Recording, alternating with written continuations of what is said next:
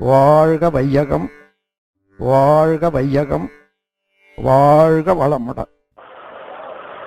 வாழ்க வையகம், வாழ்க வளமுடன். நல்ல ரிலாக்ஸாக உட்காந்துங்க. அன்பர்களே,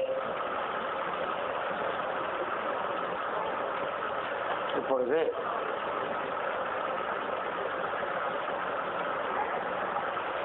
மறுக்க முடியாத, மறக்க முடியாத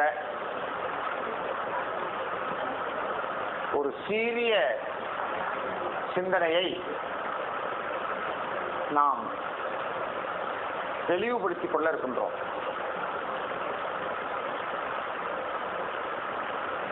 அதுதான் பால் உணர்வும் ஆன்மீகமும்.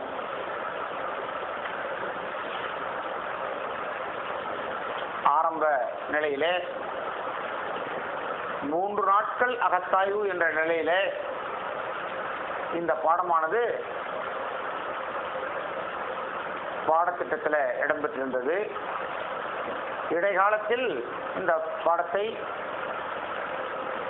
தற்காலிகமாக நிறுத்தியிருந்தார்கள். இப்பொழுது 5ஆம் நிலை அகத்தாய்வு என்ற நிலை வந்த பிறகு இந்த காலகட்டத்திற்கு இளைஞர்களுக்கும் இளைஞர்களை ஈன்றெடுத்த முதியோர்களுக்கும் இந்த கல்வி அவசியம். பொதுவாக இந்த உலக மக்களுக்கே இந்த கல்வி அவசியம் என்ற முறையிலே அருள் தந்தை அவர்கள் ஆராய்ச்சியில் கிடைத்த ஒரு தலைப்பு தான் பால் உணர்வும் ஆன்மீகமும். அன்பர்களே, நேற்று ஒரு உணர்வை நான் வித்தியாசப்படுத்தி காட்டினேன். இறைவனை காணலாம் எப்பொழுது?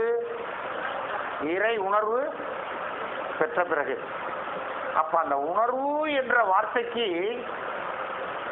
எவ்வளவு ஆழமான கருத்து இருக்கு பாருங்க.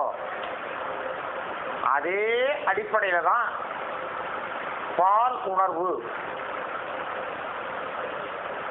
இங்க இந்த பால் உணர்வு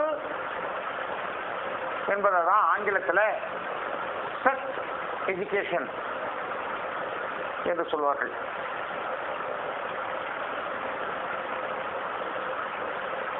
இந்த பாலுணர்வு கல்வி என்றாலே மக்கள் ஒரு மாதிரியாக பார்க்க ஆரம்பித்து விட்டார்கள். இதற்கு ஒரு கல்வி தேவைதானா? இந்த கல்வி மனித சமுதாயத்துக்கு அவசியம்தானா என்று ஒரு கேள்விக்குறியாக பார்க்க ஆரம்பித்து விட்டார்கள். உண்மையிலேயே இந்த கல்வி ஆரம்ப கட்டத்திலேயே சமுதாயத்திற்கு போய் சேர்ந்திருக்குமே ஆனால் இந்த சமுதாயம் எவ்வளவோ தெரிந்திருக்கும். அந்த ஈனச்செயல் என்று சொல்லக்கூடிய பஞ்சமா பாதகங்கள் என்று சொல்லக்கூடிய அந்த கற்பழிப்பானது ஏற்பட்டிருக்காது. காரணம், இந்த கல்வியினுடைய முக்கியத்துவத்தை மக்கள் உணரவில்லை. இந்த கல்விதான் மனிதனுடைய உடல் நலத்தையும் மன வளத்தையும் உயிர் வளத்தையும் சமுதாய வளத்தையும் கூட அது காக்குகிறது என்பதை மனிதன் உணரவில்லை. இந்த கல்வியின் மதிப்பை உணராத காரணத்தினால்தான் மனிதன் விலங்கு போல இந்த செயலில் ஈடுபட துவங்கிவிட்டான். விலங்குகள் கூட அந்த உணர்விலே மிக நாகரிகமான முறையிலே அணுகுகின்றன.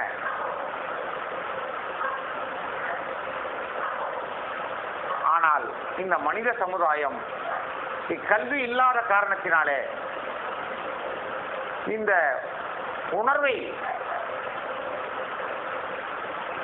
ஒரு தற்காலிக இன்பத்தை அந்த புலன் நுகர்ந்த காரணத்தினாலே அந்த இன்பத்தை மீண்டும் மீண்டும் நாடி தன்னுடைய உடலையும் உயிரையும் போக்கிக் கொள்கிறது. இது ஒரு மயக்கம். பால் உணர்வு என்பது ஒரு மயக்கம். அந்த மயக்க நிலையிலே வாழ்ந்து கொண்டிருக்கக்கூடிய மனிதர்களுக்குத்தான் இந்த கல்வி அவசியம் என்பதை அருள் தந்தை அவர்கள் நமக்கு அளிக்கின்றார்கள். அன்பர்களே, பால் உணர்வு என்பது என்ன? இந்த அற்புதமான கல்வி பழைய காலத்திலே ஆயுர்வேத இலக்கியங்களிலே மட்டும்தான் போதிக்கப்பட்டு வந்திருக்கின்றன. எல்லா இடத்திலையும் இது போதிக்கப்படவில்லை. காரணம், இக்கல்வியை அந்த காலத்துல இருட்டடிப்பு செய்து விட்டார்கள், மறைத்து வைத்து விட்டார்கள். மறைத்து வைத்து விட்டேன் என்பதற்கு பதிலாக அவங்க என்ன செஞ்சாங்க தெரியுங்களா?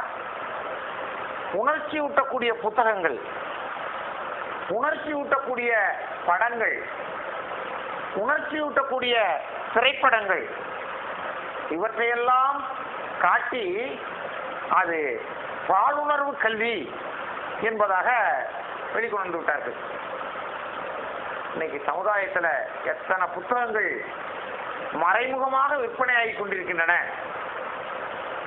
என்பது தெரியும். எனது பள்ளியில ஒரு மாணவன்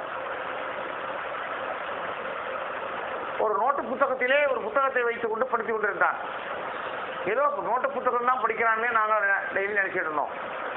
அப்பதான் ஒரு ஆசிரியர் சொன்னார், சார் உங்க வகுப்புல என்ன மாணவன் இருக்கான் பாருங்க, அவன் நோட்டு புத்தகத்தில் ஒரு புத்தகத்தை வச்சுட்டு படிப்பானே, அம்மா ஏன் படிச்சுட்டு இருக்கான், நீங்க நைஸா அந்த நோட்டு புத்தகத்தை வாங்கிட்டு வாங்க, அது என்ன புத்தகம்னு நான் காட்டுறேன் அப்படின்ட்டார். அந்த பையனை அந்த நோட்டு புத்தகத்துக்குள்ளார புத்தகத்தை பார்த்தா விரசமான புத்தகம். ஒரு 9th படிக்கக்கூடிய பையனை எந்த வகையில் அந்த புத்தகம் திசை மாற்றுகிறது என்று பார்த்தா மோசமான புத்தகங்கள். அப்ப அந்த புத்தகங்கள் பாலுணர்வு கல்வியை போதிக்கின்றனவா? கிடையாது. இலைமறை காய்மறையாக இருக்க வேண்டிய இந்த கல்வி அப்பட்டமாக திரைப்படங்களில் காட்டப்படுகின்றன. வீட்டில் டிவியில குடும்பத்தோடு குழந்தை குட்டிகளோடு உட்கார்ந்து பார்க்கக்கூடிய அளவுல திரைப்படங்கள் இருக்கின்றனவா?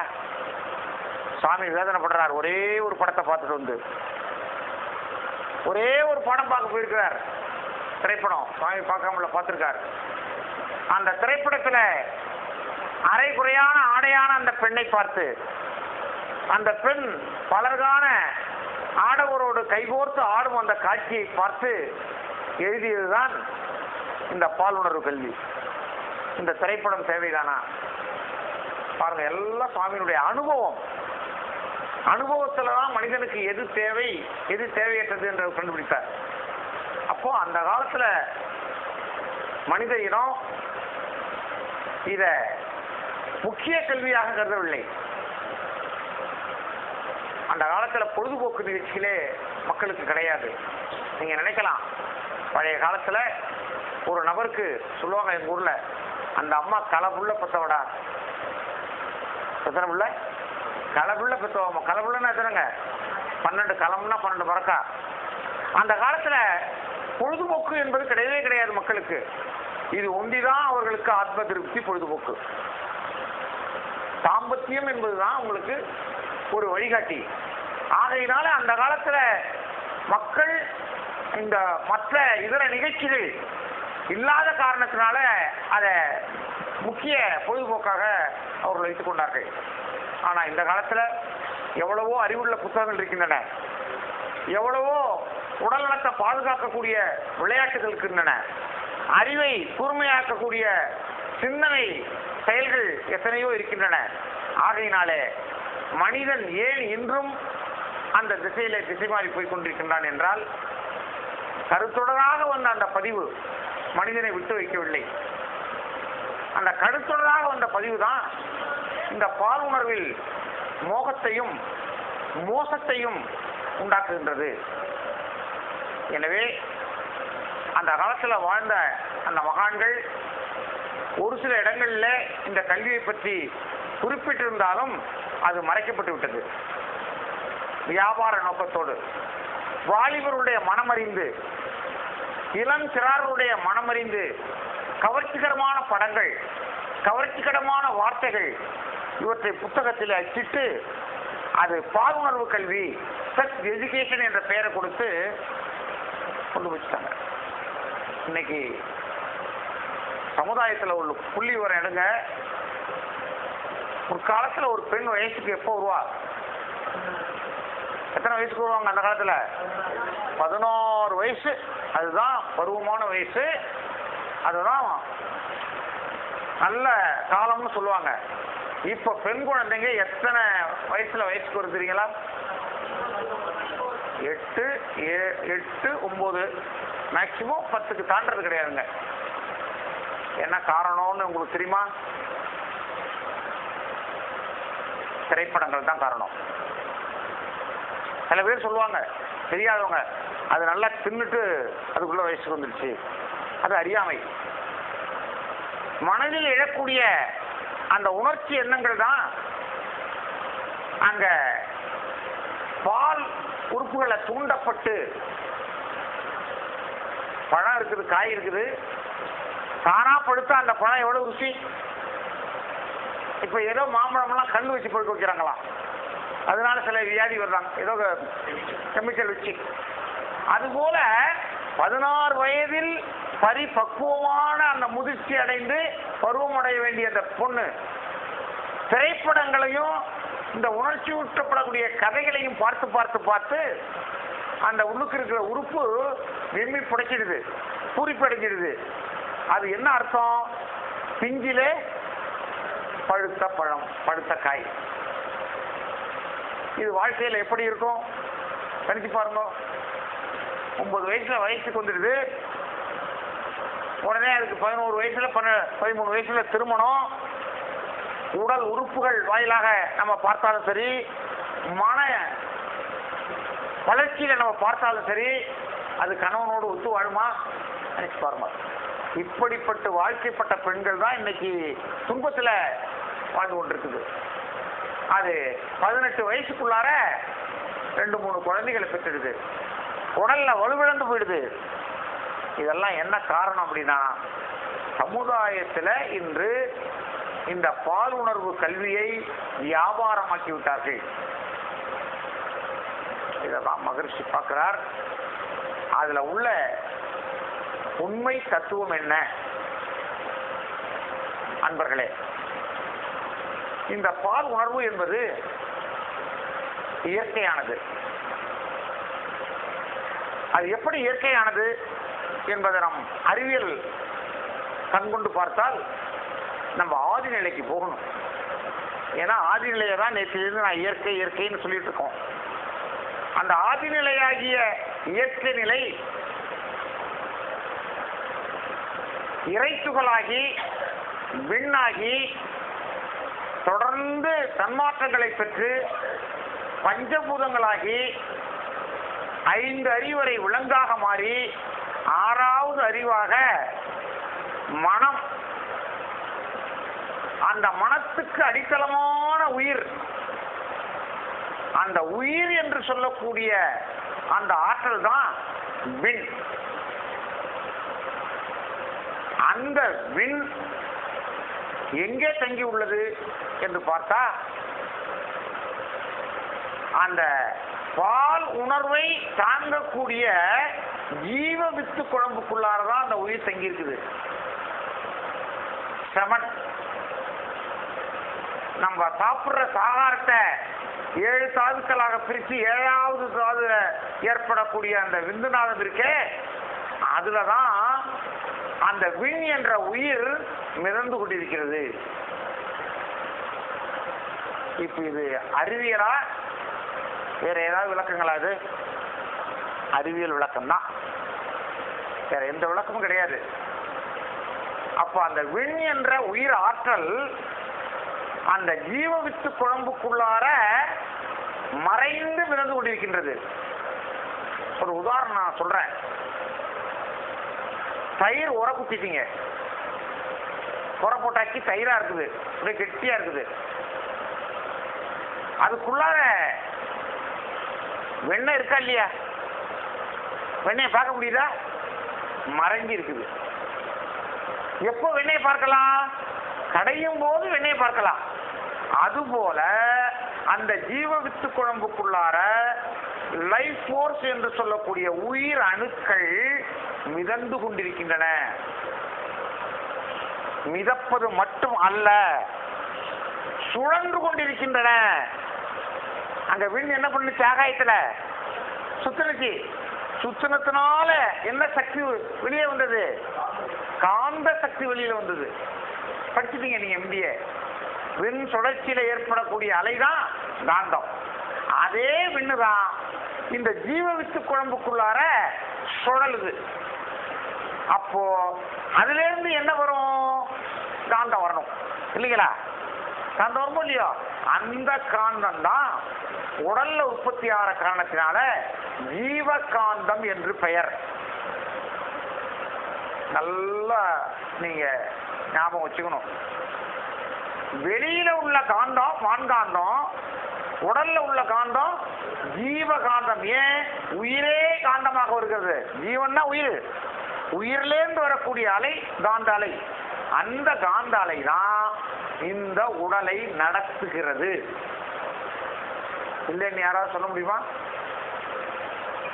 அதுதான் உடல்ல இறைவனாக இருந்து கொண்டு, இறைவனுடைய மூச்சாக இருந்து கொண்டு, உயிர் மூச்சுன்னு சொல்றான்ல, உயிர் மூச்சுடா அப்படிங்கிறான். அந்த உயிர் என்பதனுடைய மூச்சு தான் காந்த அலை. இந்த காந்த அலை தான் இந்த உடலை முழுமையாக நடத்துகிறது, மனமாக இயங்குகிறது, 5 புலன்களையும் செயல்பட வைக்கின்றது. இப்படிப்பட்ட உயர்ந்த காந்தத்தை தருவது எது? உயிர். அந்த உயிர் எங்க தங்கி இருக்குது? ஜீவவித்து குழம்புக்குள்ளார. அப்போ இந்த ஜீவவித்து குழம்பு என்பது பிரிந்து விட்டால், கெட்டு விட்டால், குறைந்து விட்டால் காந்தம் உற்பத்தி ஆகுமா? இந்த கையை என்னால தூக்க முடியுமா? கண்ணால உங்களால பார்க்க முடியுமா? நான் பேசுறது உங்க காதுல விழுமா? உடம்புல சுரணம் இருக்குமா? இருக்காது. பார்க்கலாம், வயோதிகரை பார்க்கலாம். ரொம்ப வயோதிகர்கள்லாம் கடைசி கட்டத்தில் படுத்துருவாங்க. நாளைக்கோ இன்னைக்கோ அமாவாசைக்கோ பௌர்ணமிக்கோ நாளை எழுதிட்டு இருப்பாங்க. அவங்கள பார்த்தீங்கன்னா உடம்புல ஈ முக்கியம். அவங்களுக்கு தெரியுமா? தெரியாது. நாக்கில் ஏதாவது சாப்பிட்றது கொடுத்தா இது உரைக்குது புளிக்குது அப்படின்னு சொல்ல தெரியுமா? தெரியாது. வாசனை தெரியாது, கண்ணு தெரியாது, காது கேட்காது. ஆனா உயிருக்கு என்ன காரணம்? ஜீவவித்து குழம்பு குறைஞ்சு குறைஞ்சு குறைஞ்சு வந்துருச்சு. ஒரே ஒரு டிராப் இருக்குது. அந்த ஒரு டிராப்புக்குள்ளார அந்த ஒரு உயிரணு சுத்த முடியல. சுழண்டாதானே காந்தம் வரும், சுழற்சி இல்ல. ஆகையினால அந்த ஒரு உயிரணு இருக்கிற வரைக்கும் உயிர் இழுத்து பிடிச்சிட்டு இருக்குது. அந்த ஒரு சொட்டு ஜீவவித்து குழம்பும் வெளியில வந்துருச்சுன்னு வச்சுங்க, என்ன போச்சு? இப்ப பாருங்க, பிறப்பும் இறப்பும் எதன் மூலம்? எதன் மூலம்? வித்து குழம்பு மூலம் தான். நம்மளாம் அடல்ட்டுங்க. இந்த பிள்ளைகளும் இந்த பாடத்தை கேட்கணும்.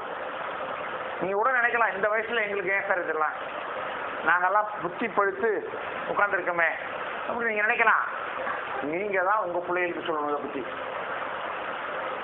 உங்க பிள்ளைகளுக்கு யார் சொல்லி கொடுப்பா? தந்தையார் மகனுக்கு குருவாக இருக்கணும் இந்த கல்வியில. தாயார் தன்னுடைய மகளுக்கு குருவாக இருக்கணும்.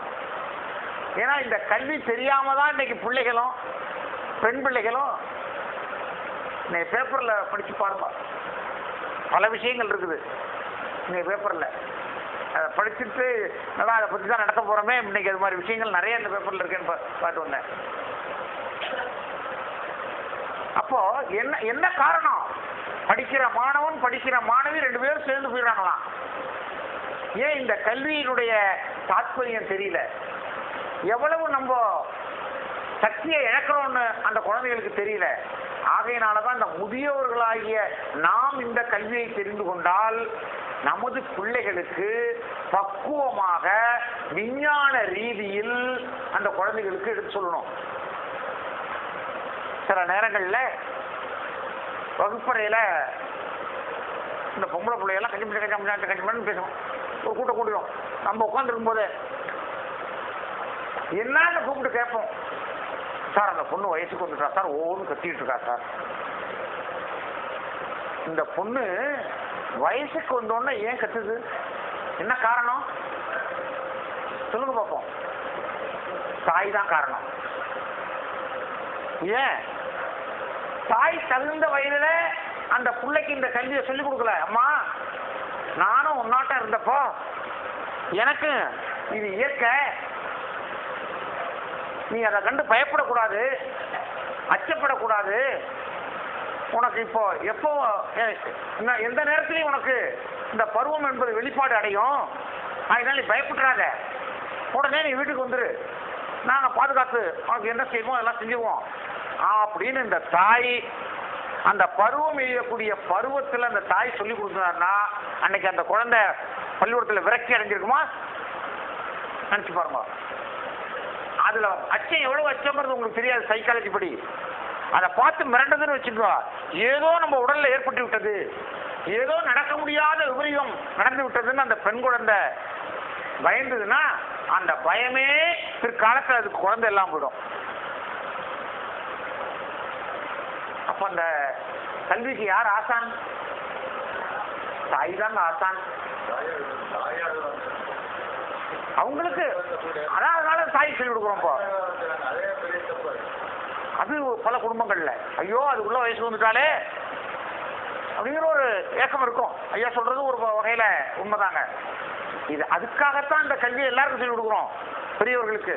அதே போல ஒரு ஆண்மகன் காலகட்டத்தில் அவனுக்கு அந்த பருவ வயது டீனேஜ் வரும்பொழுது இது மாதிரி மாற்றங்கள் எல்லாம் இருக்கும்பா, நீ பல தீய செயல்களில் ஈடுபடக்கூடாது, அதை சொல்லிக் கொடுக்கணும். ஒரு முறை மயிலாடுதுறைக்கும் பக்கத்தில் ஏவிசி கல்லூரின்னு ஒரு கல்லூரி இருக்குங்க. அங்க 10 நாள் ப்ரோக்ராம், ஒவ்வொரு நாளைக்கும் ஒவ்வொரு துறையிலேருந்து போய் பாடம் நடத்துவாங்க. ஒரு கேம்ப் மாதிரி போட்டிருக்காங்க அந்த மாணவர்களுக்கு. ஒரு நாளைக்கு டாக்டர் போவார், ஒரு நாள் ஃபயர் ஆஃபீஸர் போய் பாடம் நடத்துவார், இன்னொரு நாளைக்கு யாரோ ஒரு பாடம் நடத்துவாங்க. அப்போ எனக்கு மனவள கலையை பற்றி நீங்கள் வந்து பேசணும் சார் அந்த பிள்ளைகள்கிட்ட அப்படின்னு போடும்போது என்ன தேர்ந்தெடுத்தாங்க. நீங்கள் பள்ளிக்கூடத்தில் ஆசிரியராக இருக்கிறீங்க, நீங்கள் மாணவர்களுக்கு கொஞ்சம் நல்லா சொல்லிக் கொடுப்பீங்க வாங்க அப்படின்னு. என் டேட்டு கன்ஃபார்ம் ஆகிடுச்சு. அன்றைக்கி நான் மதியம் போகிறேன், சாயந்தரம் 1 மணி நேரம் ப்ரோக்ராம் தாங்க அது. நேராக என்னை பிரின்சிபால் ரூமுக்கு அழைச்சிட்டு போனாங்க, அறிமுகப்படுத்தி வச்சாங்க. ஐயா தான் பேராசிரியர், இன்னைக்கு பாடம் நடத்த போகிறவர். உடனே பிரின்சிபால், ஐயா நான் உங்களுக்கு ஒரு விஷயம் சொல்கிறேன், மனசில் வச்சுங்க. என்னங்க? இந்த பயலோ மோசமான பயலோ தான் ஐயா. இந்த 7 நாள் நான் படாத பாடுபடுறேன். வந்த ஆளுவோ அத்தனை பேரும் மிரண்டு ஓடிட்டாங்க. ஏண்டா வந்தோன்னு நினைச்சிட்டாங்க. பாடம் நடத்த வந்தவங்களாம் அந்த 1 மணி நேரத்தில் அவன் ஆய் ஊ ஈ அப்படின்னு சத்தம் போட்டு இருக்கிறானுவோ.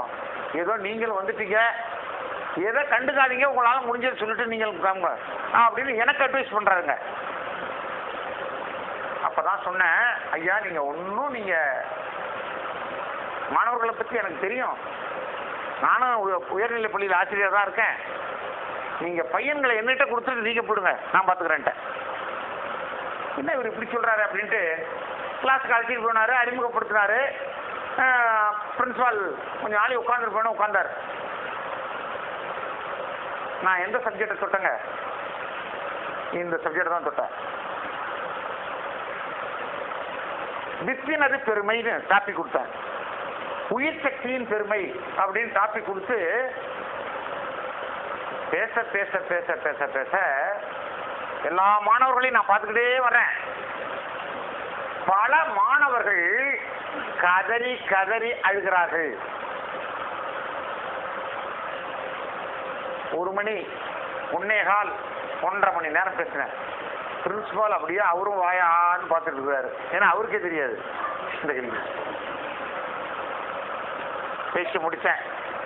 இந்த அழுத மாணவர்கள் எல்லாரும் மேடைக்கு வாங்கன்ட்டேன். கடகடன்னு மேல வந்துடுவோம். நீங்க எதுக்கு அழுதிங்க அப்படிங்கிறத இந்த மைக்கில் சொல்லுங்கன்ட்டேன். அப்பதான் ஒரு மாணவன் நல்லா சொன்னான், நாங்க இத்தனை நாள் எவ்வளவோ பாடத்தை கேட்டோம், இந்த பாடத்தை இந்த கல்லூரியில எந்த ஆசிரியரும் எங்களுக்கு சொல்லிக் கொடுக்கல, எங்க அப்பா அம்மாவும் சொல்லிக் கொடுக்கல. சொல்லிக் கொடுக்காத காரணத்தினால இந்த பருவத்துல அந்த சக்தியை நாங்கள் எவ்வாறெல்லாம் செலவழித்திருக்கிறோம் என்பதை கேட்டவுடன் தான் எங்களுக்கு அழுக வந்தது. இவ்வளவு வேலை உள்ள ஒரு திரவத்தை, மதிப்புள்ள ஒரு திரவத்தை நாங்க தீய வழியில எப்படியெல்லாம் செலவிட்டு விட்டோம். அப்ப எங்க உடம்பு என்ன ஆகுது பிற்காலத்துல என்று அந்த மாணவர்கள் ஃபீட்பேக் கொடுத்தாங்க. காரணம் என்ன? இந்த கல்வி போதிக்கப்படவில்லை, மாணவர்களுக்கு உரிய வயதிலே சென்றடையவில்லை. எப்போ போகணும் தெரியுங்களா? இந்த டீன் ஏஜ் வருது பாருங்க, 12 வயசு 13 வயசு இருக்கு பாருங்க, அந்த வயதுல இந்த கல்வி மாணவர்களுக்கும் மாணவிகளுக்கும் போய் சேரணுங்க. அதுக்காக தான் இன்னைக்கு பள்ளிக்கூடத்துல காய்கல்பம் எல்லாம் கொண்டு போய் கொடுக்குறதுங்க. நிச்சயம் அந்த கல்வி அந்த மாணவர்களுக்கும் மாணவிகளுக்கும் போய்விட்டா தீய பழக்கங்கள் அந்த எண்ணமே அவங்களுக்கு வராது. ஏன்? மதிப்பு தெரிஞ்சுக்கிட்டாங்களே. இவ்வளவு பெரிய மதிப்புள்ள திரவமாச்ச, இந்த உடலையே நடத்தக்கூடிய திரவமாச்ச என்று அந்த மதிப்பை உணரும் பொழுதுதான் மாணவர்களுக்கு விழிப்புணர்வு வரும். அரசாங்கத்தில் எத்தனையோ விழிப்புணர்வு முகாம் நடத்துறாங்க.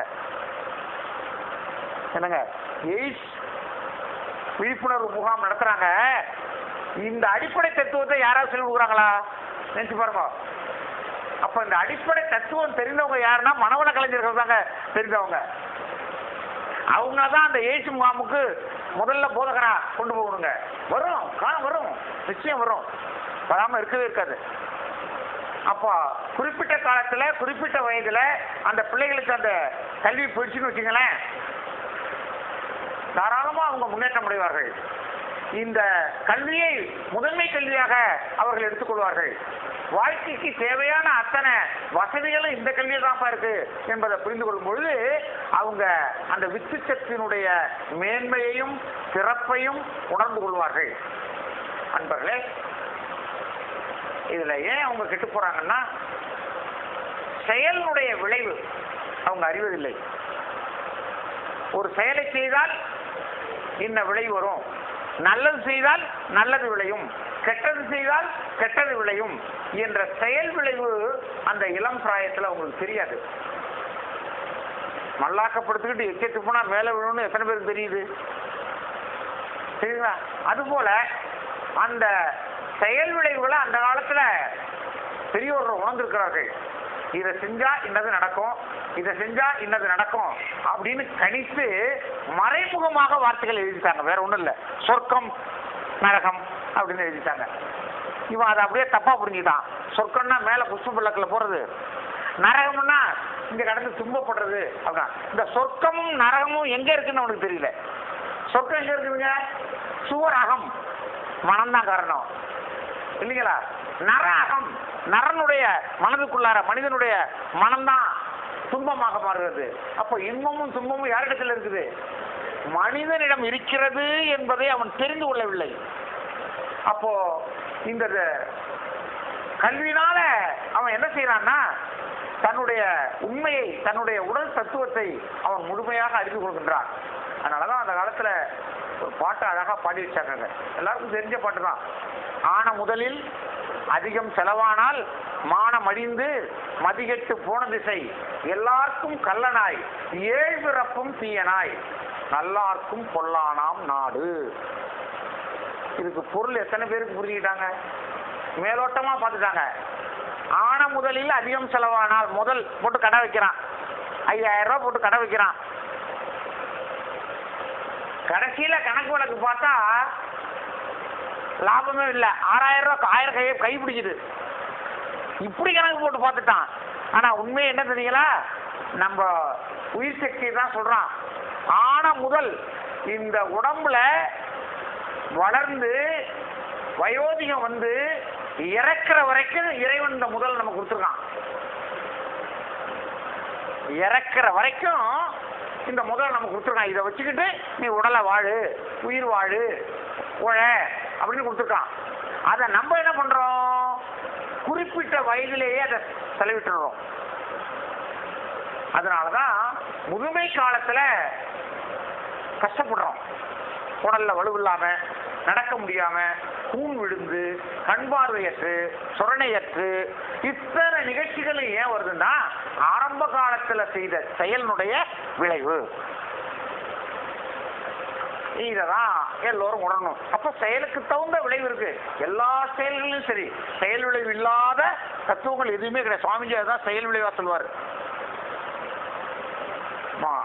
உங்களுக்கு தெரியும், மகாபாரதம் படிச்சிருப்பீங்க எல்லாரும். அதுல கிருஷ்ண மோட்சம்னு கடைசியில ஒரு பாட்டு. கிருஷ்ணனுக்கு கடைசி காலத்துல மோட்சம் யாரு மூலம் கிடைச்சதுங்க? வேடன் மூலம் கிடைக்குது. பாருங்க எவ்வளவு பெரிய பரமாத்மா.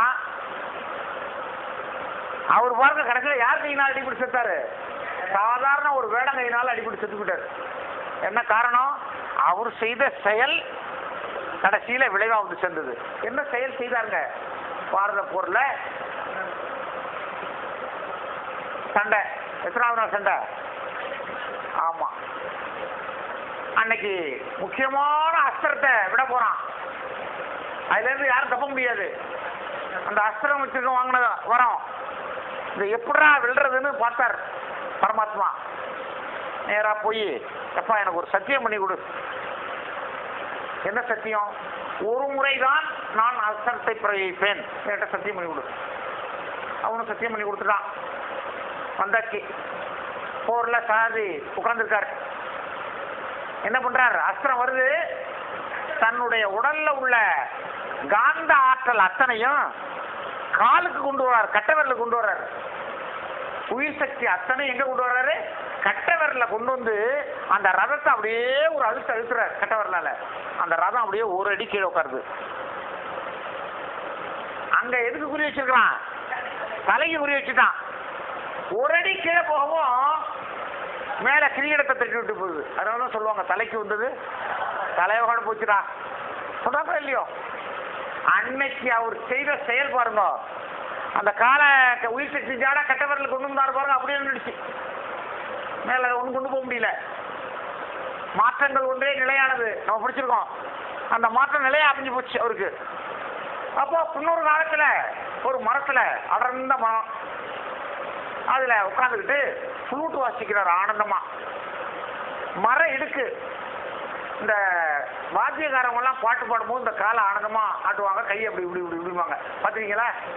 அதை போல இவர் ஃப்ளூட் வாசிக்கிட்டு அந்த மரம் இடுக்கல இந்த கட்டவரல் நீட்டிட்டு இருக்கா, இப்படியே ஆட்டிட்டு இருக்கிறது. அந்த நேரத்துல ஒரு வேடன் வந்திருக்கான். இப்படியே பார்த்துருக்கான் அந்த கட்டவரல. ஆக இது பறவை கழுத்து சிகப்பா இருக்கான்.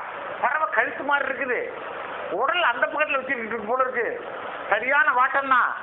அடுத்தா கழுத்துல அடிபட்டா கீழே ஒன்று கரெக்டா குதி வச்சு அடிச்சான். கீழே விட்டார். மோட்சம் முடிச்சு கிடைச்சிச்சா? அப்ப அன்னைக்கு செய்த செயல் அதே போலதான் இந்த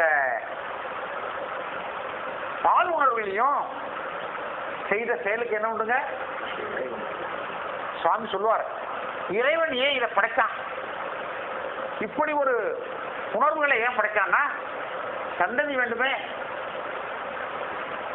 சந்ததிக்காக மட்டும்தான் இதை பயன்படுத்துமே தவிர மற்ற காலகட்டங்களில் இது இரண்டாம் பட்சம்னு சொல்லுவார், வேண்டாம்னு சொல்ல மாட்டாரு. இதுங்க இரண்டாம் பட்சம்.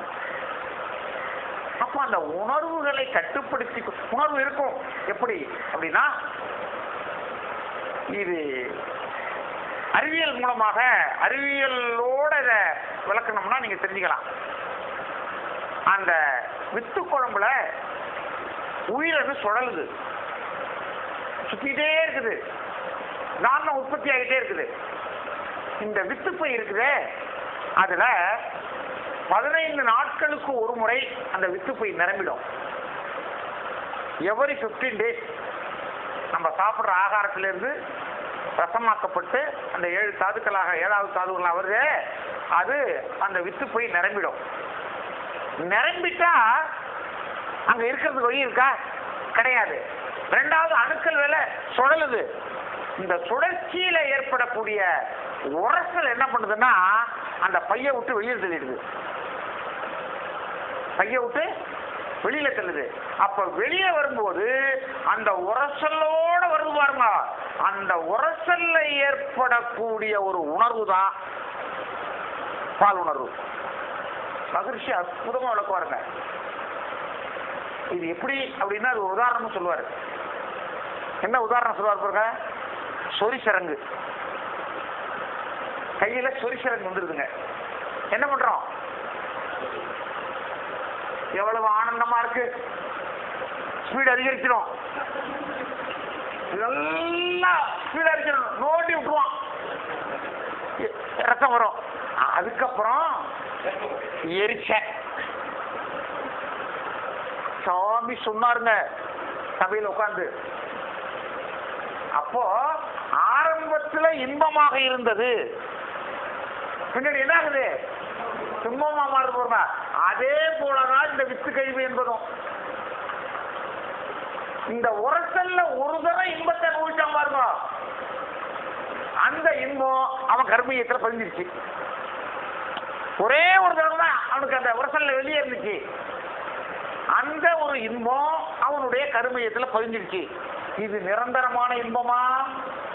கிடையவே கிடையாது. இருந்தாலும் அந்த தற்காலிக இன்பத்தை, அந்த மயக்கம்னு ஒண்ணு இருக்கு பாருங்க, மாயை. மனிதனுடைய என்னென்ன இருக்குங்க? ஆணவம், கண்மம், மாயை. அந்த மாயை இருக்கு, அந்த போலி இன்பத்தை மீண்டும் நாம் அனுபவிப்போம், மீண்டும் நாம் அனுபவிப்போம் என்று அந்த ஆன்மா எத்தனிக்குது. அப்பதான் அவன் தீய செயல்ல ஈடுபடுறான். அததான் அந்த காலத்துல வார்த்தையால குறிப்பிட்டாங்க. எப்படின்னா, daily twice, weekly twice, monthly twice, yearly twice. இத எவ்வளவு குறிப்பா சொல்லியிருக்காங்க பாருங்க. இது அந்த காலத்துல விளக்கமா சொல்லியிருந்தாங்கன்னு வச்சுங்களேன், ஓரளவு மக்கள் புரிஞ்சுவாங்க. ஏன்னா அவங்களாம் இலைமறைவு காய்மறைவா தான் போதிக்கிறாங்க இந்த கல்வி அந்த காலத்துல. ஏன்னா அவங்களுக்கு இந்த விஞ்ஞான பூர்வமா விளக்க தெரியாத, தப்பித்தவரை சொல்லிட்டா என்ன பண்றது, தவறான வார்த்தை வெளியில வந்துட்டா என்ன பண்றது அப்படின்னு அவங்க எல்லாம் இலைமறைவு காய்மறைவாக வச்சிருந்தார்கள். அப்ப டெய்லி ட்வைஸ்னா என்ன? ஒரு நாளைக்கு 2 தடவை மழை ஜலம் கழிக்கணும், காலையும் மாலையும். அதுல ஒரு தடவை குறைஞ்சிட்டால உடல்ல ஏதோ கோளாறுன்னு அர்த்தங்க, அந்த கழிவெல்லாம் வெளியேறணும். சரி, மலமும் நீரும் கழிவு. இப்ப வித்துங்கிறது என்ன, இந்திரியங்கிறது என்ன? 14 வகை கழிவுல அதுவும் ஒரு கழிவு. மலம் சேர்ந்த உடனே நமக்கு என்ன வருது? மலம் கழிக்கணும். யூரின் சேர்ந்த உடனே என்ன வருது? யூரின் கழிக்கணும்.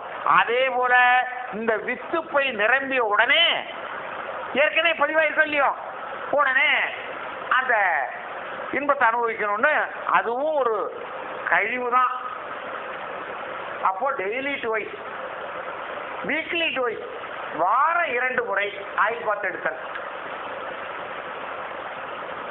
மந்த்லி ட்வைஸ் நம்ம விஷயம் தான். ஒரு மகான் ஒரு புத்தகத்துல குறிப்பிட்டிருக்காருங்க, மாத மாதம் இருமுறை மாதரை புணர்தல். இதுக்காக பித்துப்பை எத்தனை தடவை நிரம்புது? மாதத்துக்கு 2 தடவை தான் நிரம்புது. இந்த அடிப்படையை அறிந்து கொண்டு எத்தனை பேர் வாழ்றோம்? அப்போ மாதம் இருமுறை நிரம்புவதற்குள்ளாகவே இருக்கிறது வெளியேறிடுது. அப்போ உடல் நலம் கெடுமா கிடையாதுங்களா? இயர்லி டுவைஸ்ங்கிறது வருஷத்துக்கு 2 முறை பேபிக்கு சாப்பிட்டு இந்த உடலை நல்லாக வைத்துக்கொள். எவ்வளவு துல்லியமா அங்க மறைச்சு சொல்றாங்க பாருங்க. இத வள்ளலார் ஒரு இடத்துல குறிப்பிட்டிருக்காரு பாருங்க. எந்தெந்த மகானெல்லாம் இத மறைமுகமா குறிப்பிட்டிருக்காங்க, வேற ஒண்ணும் இல்லைங்க. தீப பிரமாணம் என்ற ஒரு வார்த்தையில விளக்கம் கொடுக்கிறார். தீப பிரமாணம், அகல் விளக்கு, அதுல எண்ணெய், அதுல திரி, வெளியில ஒளி. இந்த அகல் இருக்க அதுதான் உடல், எண்ணெய் இருக்கே அதுதான் ரத்தம், திரி இருக்கே அதுதான் சுக்கிலம் உயிர்சக்தி, ஒளி இருக்கே அது சாதாரண ஒளி இல்ல, ஆன்ம ஒளி. இப்ப பாருங்க, திரி எது? திரி என்ன? சுக்கிலம். அந்த திரிய பெருசாகவோ அல்லது அடிக்கடி தூண்டி விட்டா எது குறைஞ்சு போயிடும்? என்ன குறைஞ்சு போயிடும்? என்னங்கிறது என்ன? ரத்தம். ரத்தம் போயிடுச்சுன்னா அதுக்கு என்ன வேலை? உடலுக்கு என்ன வேலை? வேலை இருக்குங்களா? இல்ல. அப்ப அத்தனை இருந்தாதான் ஆன்மா பிரகாசமா செயல்படும். என்ன சொன்னாங்க பழமொழி? விந்து விட்டான் நொந்து கெட்டான். விந்தை விட்டவன், விந்தை கட்டியவன் எதை கட்டலாம்? வீட்டை கட்டலாம். நாங்க வீடுனா இந்த வீடு இல்ல, பேரின்ப வீடு. மன்றத்துக்கு பல பேர் வருவாங்க. இதுல ரொம்ப தோய்ந்து உடல் நலம் கெட்டு வர்றவங்களால நான் பார்த்திருக்கிறேன். அவங்களுடைய குண்டலி சக்தியை சாதாரணமா ஏற்ற முடியாதுங்க. அவங்களெல்லாம் கொஞ்சம் அவகாசம் கொடுத்து இதை பற்றி விளக்கம் சொல்லி, சுவாமிஜி குண்டலி சக்தி கொடுத்த உடனே ஒரு ஃபார்முலா என்ன போட்டுருக்காருங்க, கடைபிடிக்க வேண்டிய விதிகள் பாருங்க என்ன இருக்குதுங்க. 15 நாட்கள், அது 1 வாரம் தாம்பத்தியம் வேண்டாம் எழுதிப்பார். ஏன்? அந்த சக்தியை தான் நம்ம மேல ஏற்றிருக்கோம். அது நிலை பெறும் வரையில அந்த உயிர் சக்தியை தாங்கியக்கூடிய அந்த திரவம் வெளிப்படக்கூடாது. தாம்பத்தியம் வேண்டாம்னு சுவாமி சொல்லல, விட்டு வெளியாக வேண்டியதே. என்ன சொல்றாரு? 5 அளவு முறையில உணவு, உழைப்பு, உறக்கம், உடல் உறவு, எண்ணம், இந்த 5லும் முரண்படக்கூடாது, மிகைப்படக்கூடாது, அலட்சியப்படுத்தக்கூடாதுன்னு தான் சொல்றாரு. எந்த மகான் அது மாதிரி சொல்றது கிடையாதுங்க. இது 3 தேவை. மண்ணாசை, பொன்னாசை, பெண்ணாசை, 3 மனிதனுக்கு தேவைன்னு தான் சாமி சொல்றாரு. ஆனா மனிதன் என்ன பண்ணிட்டான்? அந்த ஆசையை அதிகப்படுத்திக்கணும். அதுலதான் வந்தது துன்பங்க. அப்போ அந்த அப்படி அற்புதமான அந்த திரவத்தை பத்தி தீப பிரமாணம் கொடுத்துருக்கிறாரு. அதே அடுத்ததுல அவரே ஒரு வார்த்தை சொல்றாருங்க. என்ன வார்த்தை சொல்றாரு தெரியுங்களா? கிணறு. இப்ப கிணறு இல்ல, பழைய காலத்துல கிணறு. கிணத்துலதான் தண்ணி இறக்கி எல்லாம் சாப்பிடுவாங்க, எல்லாத்துக்கும் பயன்படுத்துவாங்க. அந்த கிணறை இறைக்காம விட்டுட்டா அந்த கிணத்துக்கு பேர் என்னங்க? வாழுங்கிணறு. வள்ளலார் சொல்லக்கூடிய வார்த்தையை பாருங்க. அதிகமா இறைச்சிட்டா அந்த கிணறு என்ன ஆகும்? வற்றி போயிடும். கடைசி வரைக்கும் அந்த தண்ணியை நம்ம பயன்படுத்த முடியாது. எவ்வளவு அருமையான உதாரணத்தை சொல்றாரு பாருங்க. அப்போ இறைச்சிக்கிட்டு இருக்கணும், அதிகமாகவும் அதை பயன்படுத்தக்கூடாது. யாருடைய குறிக்கோள்? மகரிஷியினுடைய குறிக்கோள். அப்படியே வள்ளலார் சொல்றாரு பாருங்க. வள்ளலாருடைய கருத்தை அப்படியே மகரிஷி சொல்றாரு பாருங்க. அப்போ எவ்வளவு அற்புதமான திரவம் பாருங்க. அது அந்த திரவம்னா மதிப்பு எப்படி? அது எங்க இருந்து வருது? பாருங்க எவ்வளவு கஷ்டப்பட்டு அந்த இறைவன் நம்ம உடலுக்குள்ளார தயார் பண்றான் பாருங்க. நம்ம சாப்பிட்ற சாப்பாட்டை அரைச்சி ரசமாக்கி அதை வடிகட்டி ரத்தமாக்கி அந்த ரத்தத்தையும் சுருக்கி சதையாக்கி சதையில உள்ள ஆயிலெல்லாம் பிரிச்சு கொழுப்பாக்கி கொழுப்புல உள்ள கால்சியத்தை பிரிச்சு எடுத்து எலும்பாக்கி எலும்புல உள்ள ஜூஸை பிரிச்சு எடுத்து அந்த எலும்புக்கு மையத்தில் இருக்கும் பாருங்க மூளை மஜ்ஜைன்னு பேர் இருக்கு. புலால் சாப்பிட்றவங்க சாப்பிட்டப்ப தெரியும். நான் தான் புலால் சாப்பிட்றவங்க தாங்க. அதுக்குள்ள இருக்கும் ஒரு ஜீன்ஸ் அதுவாக்கி அதையும் சுருக்கி வடிகட்டி விந்து நாகமாக்குதே. இது யாருடைய செயல்? நீங்க செஞ்சீங்களா? உங்க அப்பா அம்மா செஞ்சாங்களா? உங்க ஐயா ரொம்ப எட்டி போறீங்க. இந்த காலம் என்ன காலங்க? என்ன விஞ்ஞான காலம், கம்ப்யூட்டர் யுகம். இப்ப கூட ஒரு ராக்கெட் விட போறாங்களாம். அந்த அளவுக்கு விஞ்ஞானம் முன்னேறிச்சோ இல்லையோ? உணவுல இருந்தாலும் இது கிடைக்குது. நல்லா ஒரு 4 கிலோ பாசுமதி ரைஸ் வாங்கிங்க, நல்ல வெஜிடபிள்ஸ் எல்லாம் வாங்கிங்க, என்னென்ன பொருள் வேணுமோ வாங்கிங்க. ஏதாவது ஒரு லேப்ல கொண்ட கொடுத்து ஐயா ஒரு 2 ml செமன் தயார் பண்ணி கொடு. எங்கேயாவது லேப் இருக்குங்களா? அப்படி அற்புதமான லேப் எது? உடம்பு. அங்க உள்ள டெக்னீஷியன் யாரு? இறைநிலை. அப்ப எவ்வளவு சிரமப்பட்டு இதை தயார் பண்ணிருப்பான் நினைச்சு பாருங்க. ஒரே ஒரு குறிப்புல நான் படிச்சிருக்கிறேன். ஒரு சொட்டு செமன் தயாராகணும்னா ஆவரேஜ் ஒருத்தர் 40 கிலோ ஃபுட் எடுத்துக்கணுமா? என்னங்க 40 கிலோஸ் ஃபுட்டு சாப்பிடணுமாங்க? ஒரு சயின்டிஸ்ட் சொல்லியிருக்காங்க. ஒரு டாப் மொத்தமே எத்தனை மில்லி இருக்குதுங்க நம்மள்கிட்ட? 2.3 ml மொத்தமே ஸ்டாக். அவ்வளவுதாங்க. உற்பத்தி ஆகிட்டே இருக்குது, செலவழிக்கிட்டே இருக்கணும். அப்போ செலவு அதிகரிச்சா என்ன ஆகும்? முதல் குறைஞ்சி போச்சுன்னா உடம்பு கெட்டு போயிடும். ஏன்னா அந்த உடம்பு நடத்துறதே அதுதானே. அப்போ உயிரை தாங்கி நிற்கக்கூடிய திரவம் எது? ஜீவத்து குழம்பு.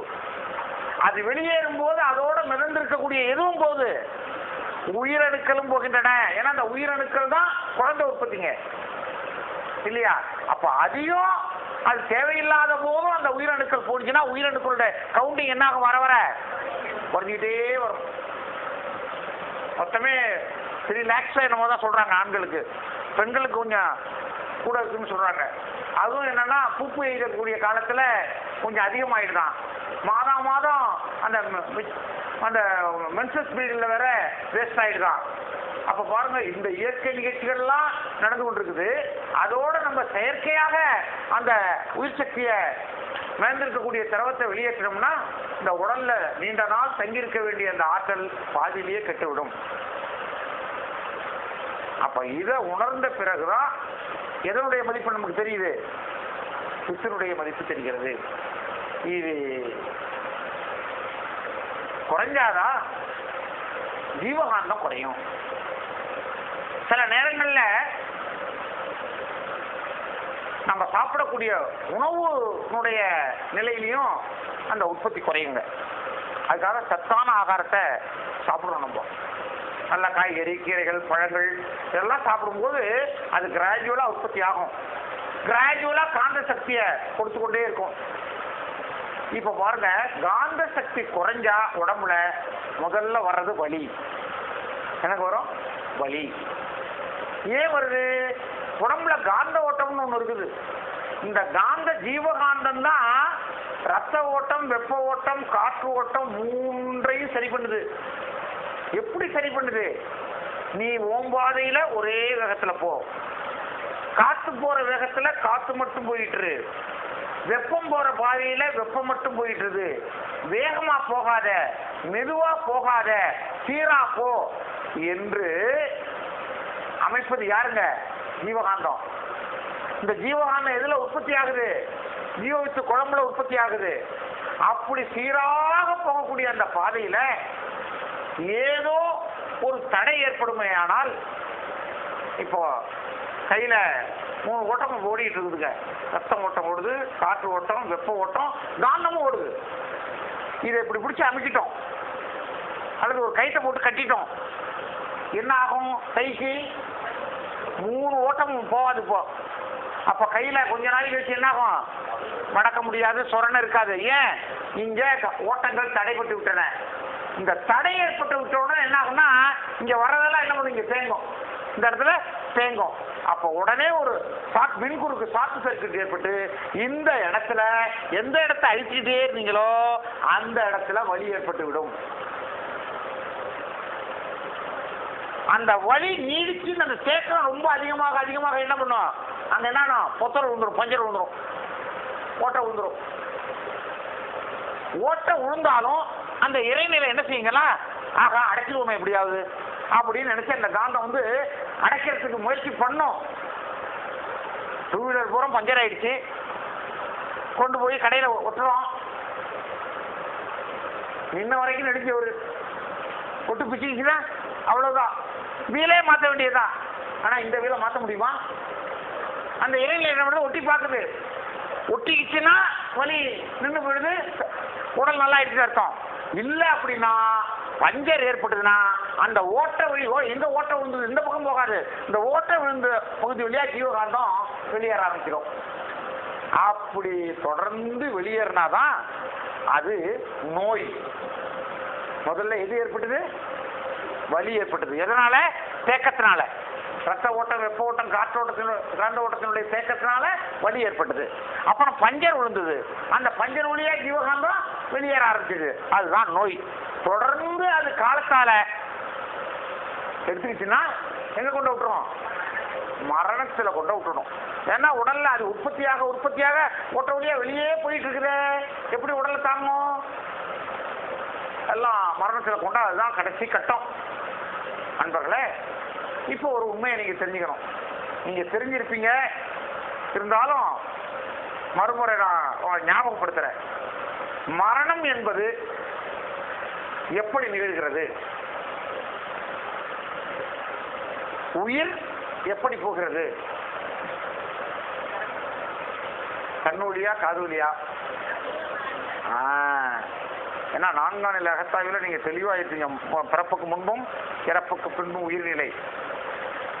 முதல்லயே ஒரு வார்த்தை சொன்னேன், பிறப்பும் இறப்பும் வித்து கழுவினால். மரணம் என்பது எந்த வழியாக இந்த உயிர் போனதோ அந்த வழியாக தான் மீண்டும் போகும். நம்ம எப்படி உற்பத்தி ஆகணும்? பிறப்புறுப்பு வழியா உற்பத்தி ஆகணும். அதே பிறப்புறுப்பு வழியா தான் இந்த உடல்ல உள்ள உயிர் வெளியேறும்.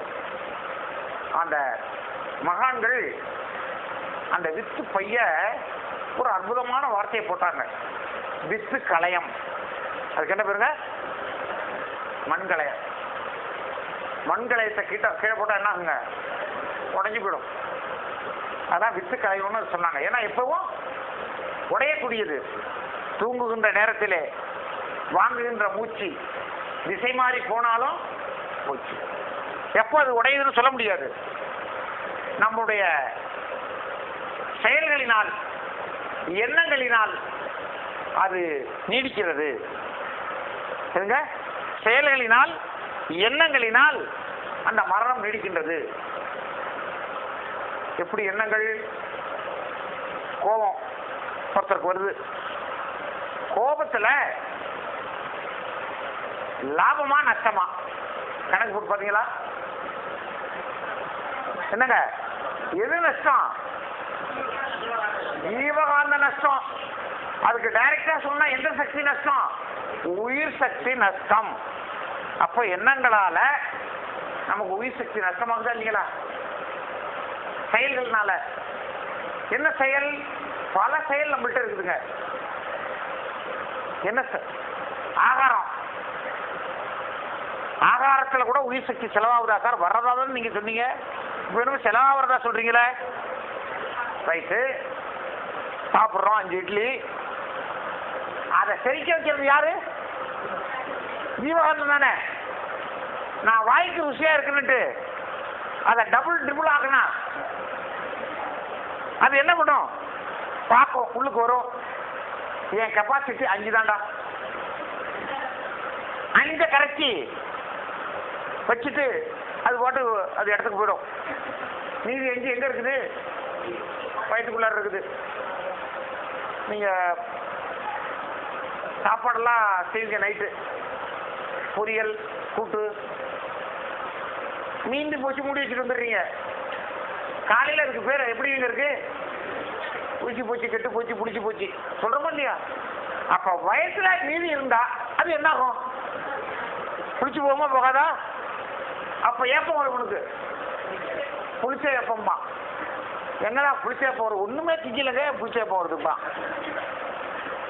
இவன் ஒண்ணுமே தின்னது அவனுக்கு தெரியாது, டபுள் ஆக்குறது, 5 10 ஆக்குறது. அப்ப அந்த அதிகப்படியா உண்ணும் போது கூட அங்க எது செலவாகுது? உயிர் சக்தி செலவாகிறது, ஜீவகாந்தம் செலவாகிறது. ஜீவகாந்தம் உற்பத்தி ஆகியோட உயிரணுக்கள் தங்கி இருக்கக்கூடிய ஜீவத்து குழம்பு. சுத்தி சுத்தி எங்க போனாலும் எங்க போகுங்க? அந்த இடத்துக்கு தான் நீங்க போய் ஆகணும் எல்லா செயலுக்கும். சரி, புளிச்ச உணவு சாஸ் ஆயிட்டு அதிகமா சாப்பிட்டோம். கெட்டு போன உணவை சாப்பிடலாமா? அடுத்தது செய்யல வாங்க, கெட்டு போன உணவையும் சாப்பிடக்கூடாது. ஏன்? அது பரிசுத்தமான சக்தி. உடல்ல அந்த உயிர் சக்திங்கிறது இருக்க புனிதமான சக்தி, அப்பழுக்கற்ற சக்தி, இறைவனால படைக்கப்பட்ட ஒரு அருமையான ஆற்றல். அந்த ஆற்றல் அந்த கெட்ட உணவை செரிக்க போகும்போது நம்ம உயிராற்றலே கெட்டு போகுது, பழுதடைஞ்சிருது, புளிச்சு போகுது. ஒரு அம்மா ஒரு முனிவர்கிட்ட போனாங்க. ஒரு சந்தேகம் கேட்கறது தான், வேற ஒண்ணும் இல்லை. ஏமா நாட்டு நிலவரம்லாம் உங்களுக்கு தெரியுமா அப்படின்னு சாமியாரை போய் கேட்டாங்க. அவருக்கு என்ன பண்ண தெரியும், காட்டுல இருக்கிறாரு. என்னம்மா காய்கறியினுடைய விலையெல்லாம் உங்களுக்கு தெரியுமா அப்படின்னு கேட்டாராம். என்னமோ இல்ல காட்டு வாக்கில் படுதுமா, காய்கறி ரொம்ப காஸ்ட்லியா இருக்காமல, அதுக்காக சாமி உங்கள்கிட்ட ஒரு சந்தேகம் கேட்க வந்தேன். இந்த அதிகமா விற்கிற விலை கொடுத்து வாங்கின காய்கறி ராத்திரில சமைக்கிறோம், ஏதோ கொஞ்சம் மிஞ்சி போகுது, இது என்ன சாமி பண்றது? மிஞ்சி போற பதார்த்தத்தைன்னு அந்த அம்மா கேட்டிருக்கு. யாருகிட்ட போய் கேட்கிற வேலி பாருங்க. மகான்லாம் எல்லா கேள்வியும் அவருக்கு ஒண்ணுதான், ஒரே பதில் தான் சொல்லுவாங்க. நீங்க மகிழ்ச்சி இருக்கிறப்ப போய் கேட்டீங்கன்னா ஒரே வார்த்தையில பதில் சொல்லுவார். எந்த கேள்வியை கேட்டாலும் பதில் தயாரா வச்சுப்பார், ரெடி ரெக்கனர் மைண்ட் வருது. உடனே நீங்க கேள்வி முடிக்கிறதுக்குள்ள என்ன வரும்? ஏதாச்சும் வயல பதில் வரும். அந்த 300-400 பேருக்கு ராத்திரில உட்காந்து 1.5 மணி நேரம் கேள்வி பதில் நடத்துவார் நைட்ல. நீங்க எப்படிப்பட்ட கேள்வியை கேட்டாலும் நீங்க கேள்வி முடிக்கிறதுக்குள்ள பதில் வாயில வந்துடும். அது போல மகான்களுடைய குணம் அப்படிதான். அதே போல அந்த மகன் என்ன சொன்னாரு, அம்மா கெட்டு போச்சுன்னா கால்படாத இடத்துல குட்டிடுமான்னாரு. ஒரே வார்த்தை. இந்த அம்மா கேட்டு வீட்டுக்கு வந்தது, படுத்துக்கிட்டு சிந்தனை பண்ணுது. கால்படாத இடம்னு இப்படி பார்க்கும்போது ஒண்ணுமே அதுக்கு ஆராய்ச்சிக்கு புலப்படல. கடைசியில ஒரு பளிச்சுன்னு ஒரு யோஜனை வந்தது. நம்ம வீட்டுக்காரர் வயிறு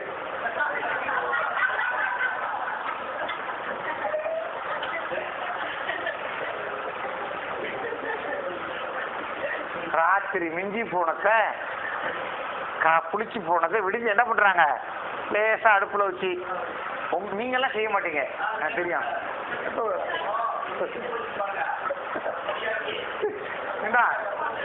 பதைக்கு போட்டுருவாங்க, நமக்கு தெரியாது. ஆனா நம்ம என்ன ஆஹா புது டேஸ்டா இருக்க. இப்ப எது கெட்டு போகுதுங்க,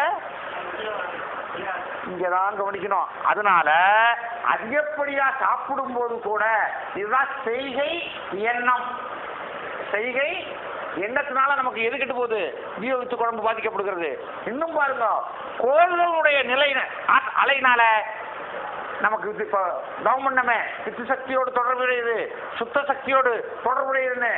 அப்ப அந்த கோள்களுடைய அலைனாலும் நம்ம வித்து சக்தியான பாதிக்கப்படுகிறதுங்க. இத்தனை பாதிப்பு இருக்கக்கூடிய காரணத்தினாலதான் அவற்றையெல்லாம் தவிர்த்து இந்த வித்து சக்தியை நாம் எப்படி பாந்து கொள்வது. நல்ல அந்த பாதுகாப்பு என்பது மனதளவில் இருக்கணுங்க. மனம் பாதுகாத்தா தான் அதை பாதுகாக்க முடியும். இது யாராலையும் பாதுகாக்கவே முடியாதுங்க. உங்க மனம் அதுக்கு காவலாக இருக்க வேண்டும். அன்பர்களே, அப்படிப்பட்ட அந்த யுக்தி சக்தி உடைய அந்த உடல்ல ஏன் சார் மோகம் உண்டாகுது? மோகம்னா என்னங்க? இச்சை. காம, குரோத, லோப, மோக, மதம. காமம்ங்கிறது அல்லங்க, அது இந்த பால் உணர்வை சில பேர் காமம்பாங்க. அல்ல, காமம்ங்கிறது ஆசை. மோகம் என்பதுதான் பால் உணர்வு. அதை சான்ஸ்கிரிட்ல சொல்லியிருக்காங்க. காம, குரோத, லோப, மோக, மதம், ஆச்சரியம்னு. அப்போ ஒரு மனிதனுக்கு ஏன் அது வரணும்? அந்த என்ன வரணும்? இவ்வளவு கருதாச்சே, இவ்வளவு விளக்கங்கள்லாம் சொல்றீங்களே, எனக்கு இந்த மனிதனுக்கு இந்த மோகம் வருது அப்படின்னா, இங்கதான் சுவாமி நல்லா ஆழ்ந்து போறாருங்க. எங்க போறாருன்னா, அந்த அணு இருக்க அது சுழலுது. சுழலும் பொழுது மையத்துல சுழலாத பகுதி ஒன்று உண்டாகுது. படிச்சிருப்பீங்க, படிச்ச ஞாபகத்துக்கு கொண்டு வாங்க. சுழலக்கூடிய அணுக்களுடைய மையத்துல என்ன ஏற்படுது? சுழலாத பகுதி ஒன்று ஏற்படுது. அந்த சுழலாத பகுதிக்கு ரெண்டு தன்மை உண்டு. என்ன தன்மை சொல்லுங்க?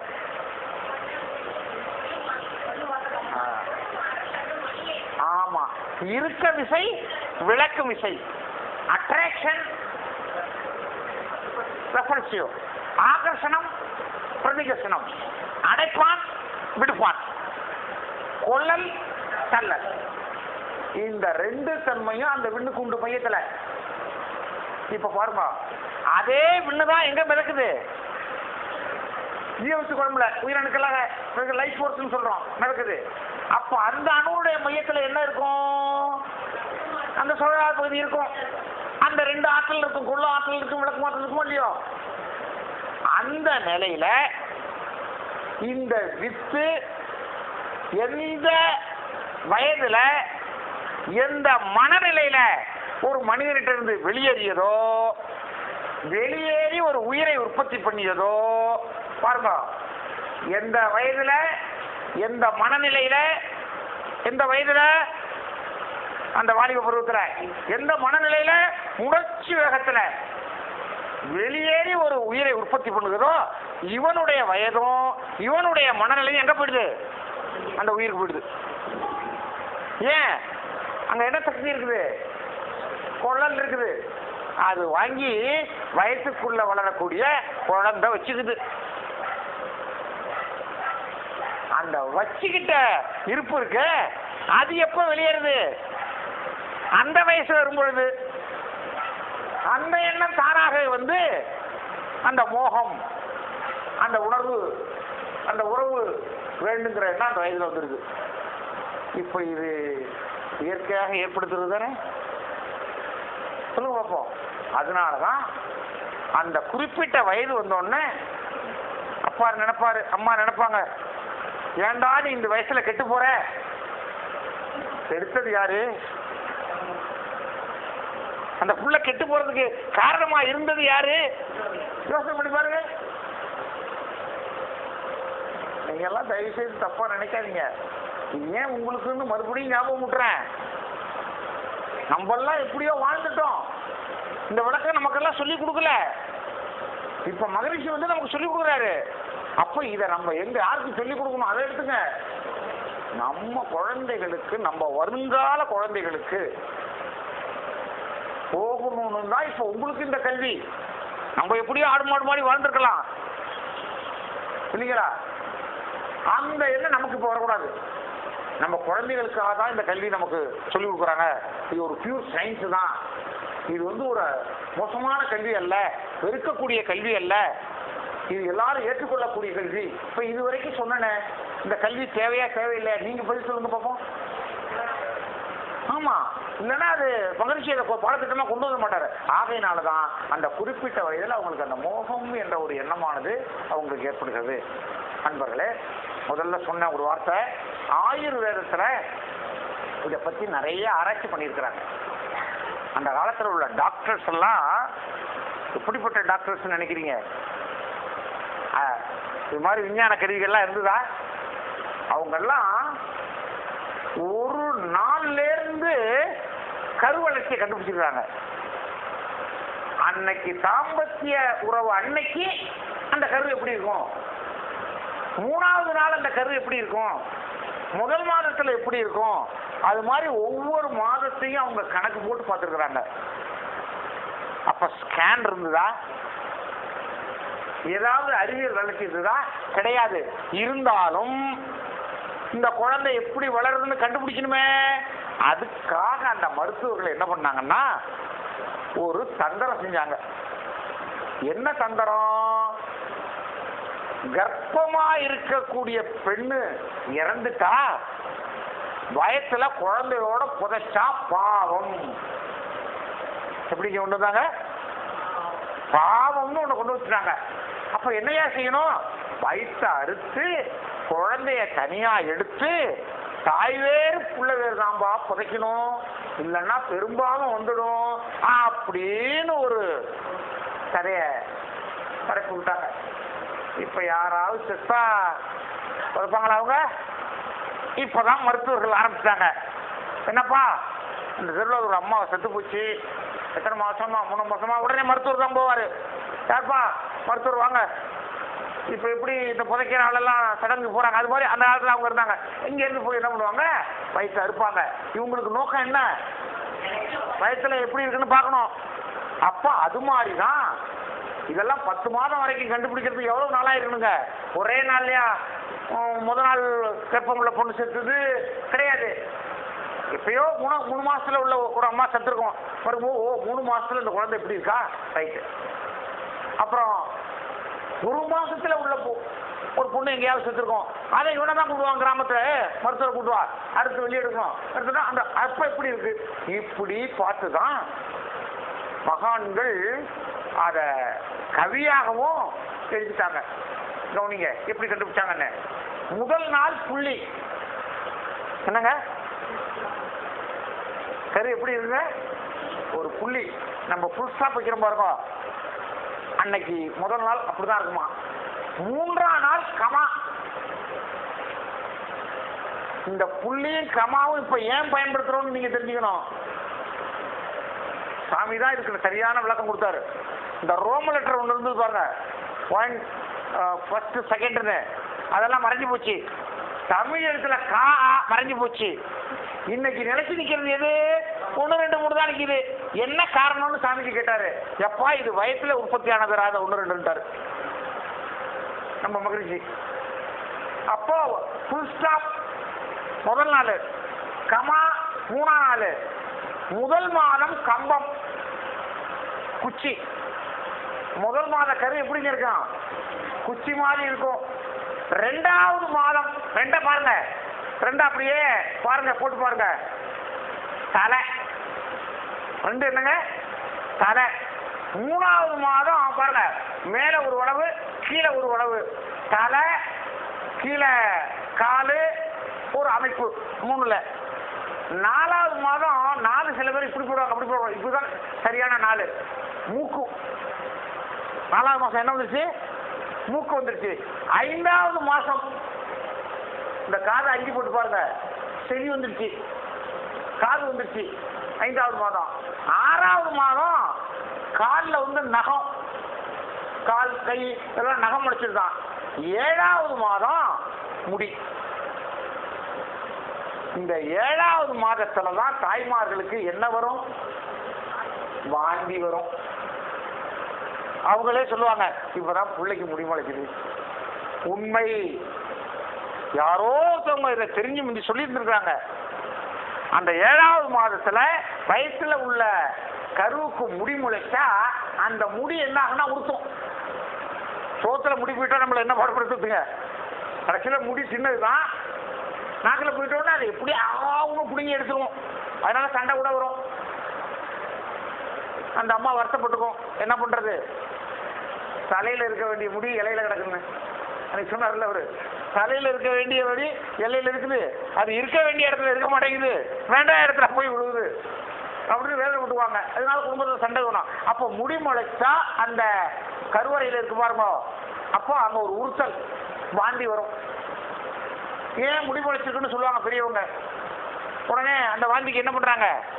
டாக்டர்கிட்ட போய் கெமிக்கல் டேப்லெட்ஸ், இந்த இடத்துல ஒரு வைத்தியத்தையும் சாமி சொல்றாருங்க, நீங்களும் தெரிஞ்சீங்க. இது மாதிரி கர்ப்பஸ்திரிகள் வாந்தி எடுத்தா தயவு செய்து டேப்லெட்டை கொடுக்காதீங்க.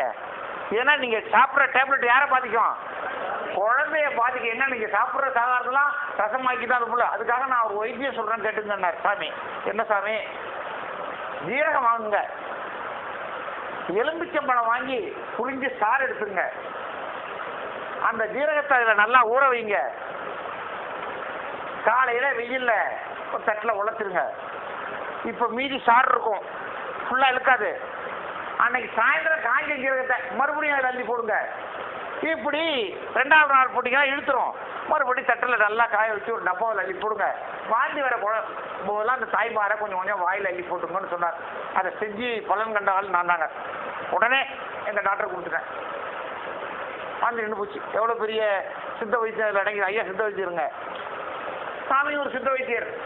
அப்போ 7ஆம் மாதத்தில் ஆப்ரேஷன் பண்ணி பார்த்தப்போ தலையில் என்ன முளைச்சிருந்தது? முடி முளைச்சிருந்தது. 8வது மாதம் ஒரு பொண்ணு இறந்து போச்சு.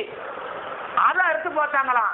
8 பாருங்க எப்படி இருக்கு பாருங்க, மேல ஒரு சைபர், கீழே ஒரு சைபர். அப்ப தலையும் பூர்த்தி அடைஞ்சிருச்சு, தலைக்கும் கீழே இடுப்பு கீழே கால் கீழும் பூர்த்தி அடைஞ்சிருச்சுன்னு அர்த்தம். ஏன்னா 2 சைபர் சேர்ந்துருச்சு. 9வது மாதம் பாருங்க அப்படியே திரும்புது, 6 திரும்புது. இப்போ 6 இருக்கு பாருங்க, ஏற்கனவே 6வது மாதம் 6 அப்படி தலைகீழ திரும்பி வருது. எதுக்கு? நான் ரெடி வெளியே வரத்துக்கு. 10வது மாசத்துல 1 பக்கத்துல சைபர், அண்ட வேற பிண்ட வேற பிரிஞ்சிருச்சு. இதெல்லாம் எப்படி பார்த்தாங்க அந்த காலத்துல சித்தர்கள்? இப்படிதான் வைத்தியர்கள். எந்த ஒரு கருவி இல்லாத ஒரு காலத்துல கண்டுபிடிச்சிருக்காங்க பாருங்க. இத பால் உணர்வும் ஆன்மீகங்கிற தலைப்புல சுவாமிஜி கவியாவே எழுதியிருக்காருங்க. ஒரு சித்தர் கவி எடுத்து கொண்டு வந்து காட்டுறாரு. ஆகையினால இப்படித்தான் அந்த 1, 2, 3 கர்ப்பத்துக்குள்ளாரையே ஏற்பட்ட காரணத்தினாலதான் அது இன்னும் நிலைச்சி இருக்குப்பா. இடையில வந்ததெல்லாம் மறைஞ்சு போச்சுட்டார். ரோமன் லெட்டர் வந்தது, அதை காணும்ப்பா. தமிழ் எழுத்துக்கள் ஆதி காலத்துல வந்தது, காணா ஊனா என்பது அதையும் காணும். இப்ப எது நிலைச்சு நிற்குது? இதுதான் நிலைச்சு நிற்பதற்கு காரணம். அன்பர்களே, இந்த பால் உணர்வுல நேற்று சொன்ன விஞ்ஞானம் இதையும் சுவாமிஜி சொல்றாரு. எந்த காலத்திலும் பொறுப்புணர்ச்சியோடு இருந்து கொள்ளுங்கள். இதுல பால் உணர்வுல தாம்பத்தியத்துல ஒரு மகத்தான சந்ததியை நாம் உருவாக்குகிறோம் என்ற எண்ணத்துல தாம்பத்தியம் கொள்ளுங்கள். உணர்ச்சி வேகத்துல, கோபத்துல, கவலையில தாம்பத்தியம் ஏற்படுமையானால் பிறக்கக்கூடிய குழந்தை எப்படி இருக்கும்? அப்படிதான் இருக்கும்.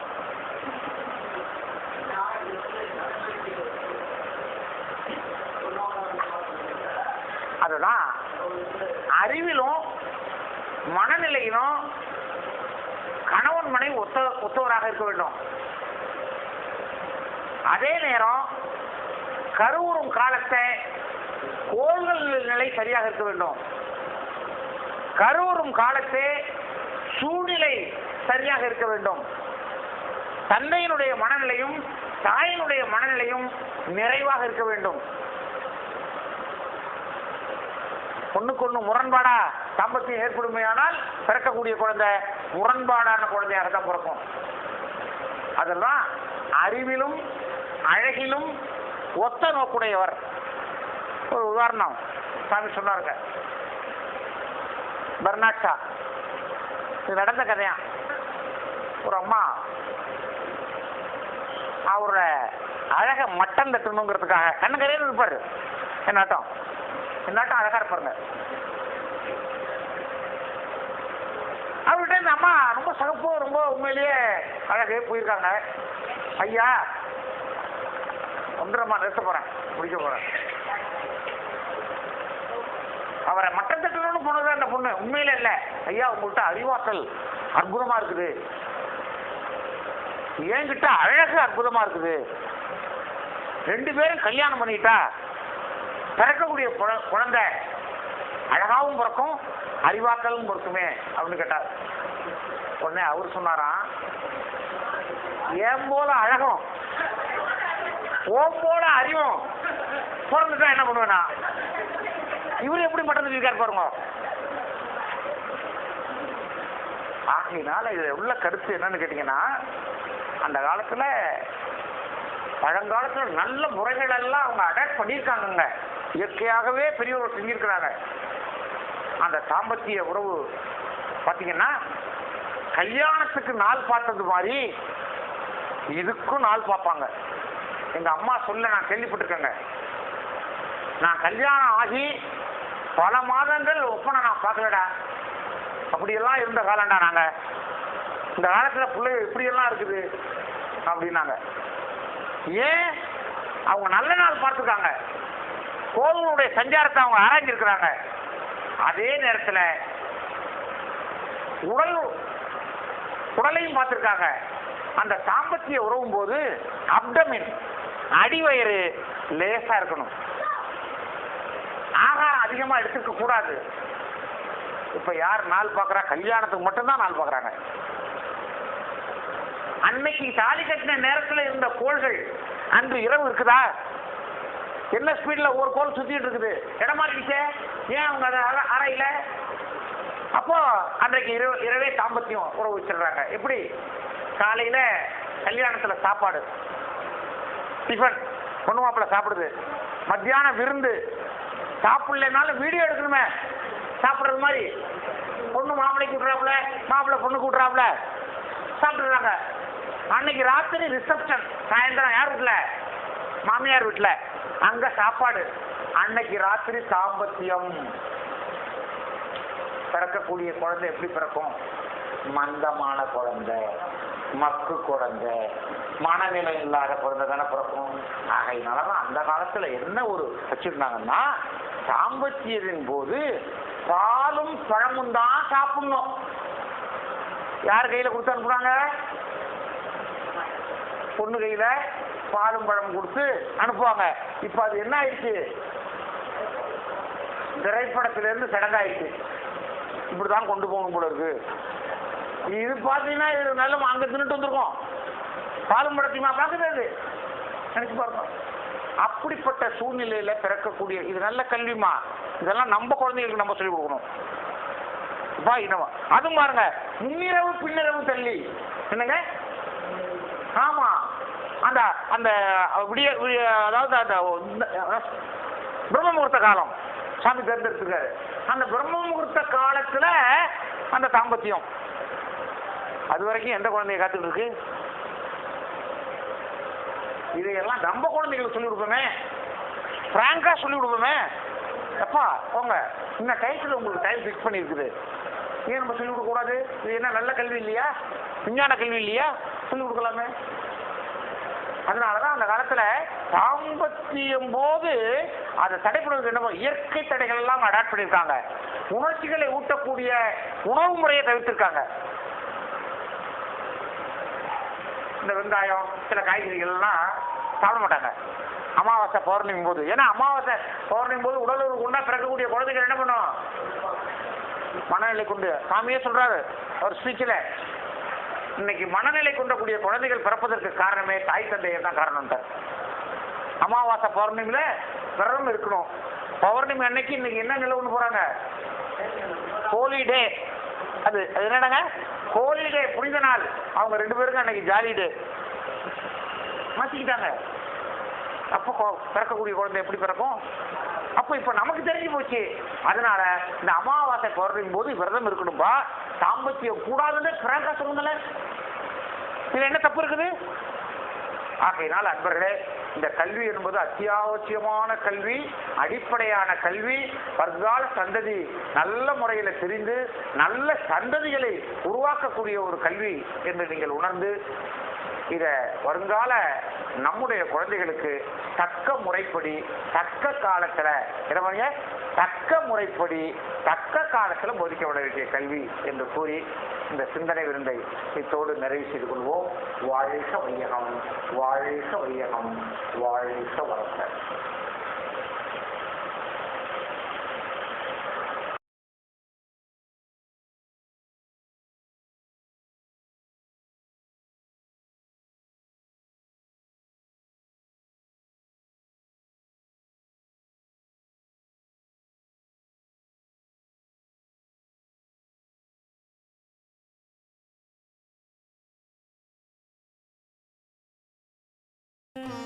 வாழ்க வளமுடன். ஸ்கை வேதாத்ரி அமுதம் சேனலை சப்ஸ்கிரைப் பண்ணாதவங்க சப்ஸ்கிரைப் பண்ணுங்கள், பெல் பட்டனை டச் பண்ணுங்கள். அப்போ தான் நாங்கள் போடுற எல்லா வீடியோஸும் உங்களுக்கு கிடைக்கும்.